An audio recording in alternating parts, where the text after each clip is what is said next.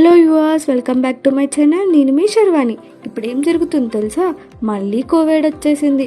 కానీ మన పూర్వీకులు చెప్పిన కొన్ని హిందూ సంప్రదాయాన్ని పాటిస్తే మన ఆరోగ్యాన్ని కాపాడుకోవచ్చు. అవి మానవత్వంతో పాటు శుభ్రతను నేర్పే పద్ధతులు. అవే ఈరోజు మన రక్షణ సంస్కృతిలో దాగిన జాగ్రత్తలు. అనగనగా ఒక చిన్న గ్రామం ఉంది. పేరు రుద్రాసమపురం. అక్కడ ప్రజలు పాత సాంప్రదాయాల్ని పాటిస్తూ సాదాసీదాగా జీవించేవారు. ఒకరోజు ఆ ఊర్లోకి ఒక కొత్త వ్యాధి వచ్చింది. అది నగరాల నుండి వచ్చిన కొంతమంది సందర్శకుల ద్వారా వ్యాధి గ్రామంలోకి చేరింది. ప్రజలంతా భయపడిపోయారు.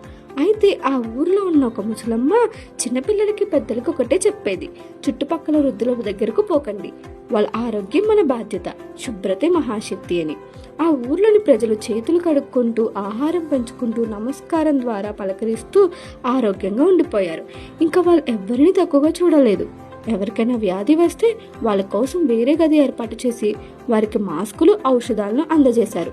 ఇలా హస్తదానాలు లేకుండా నమస్కారం, శుభ్రతతో ఇంటిలోకి ప్రవేశించటం, ఇతరుల నుండి కొంచెం దూరంగా ఉండటం, ఇవన్నీ వాళ్ళని కోవిడ్ నుండి కాపాడాయి. మన పూర్వీకులు చెప్పిన సాంప్రదాయాలు కేవలం ఆచారాలు కావు, అవి ఆరోగ్యానికి కలిసి వచ్చే జీవన విధానాలు. కోవిడ్ లాంటి రోగాలను ఎదుర్కోవాలంటే శుభ్రత, బాధ్యత మరియు మన సాంప్రదాయాలపై గౌరవం తప్పనిసరి. కాబట్టి ఈ చిన్న వీడియో ద్వారా మీరు అవగాహన పొంది ఆరోగ్యంగా ఉంటారని నేను ఆశిస్తున్నాను. వీడియో నచ్చినట్లయితే లైక్ చేయండి, షేర్ చేయండి.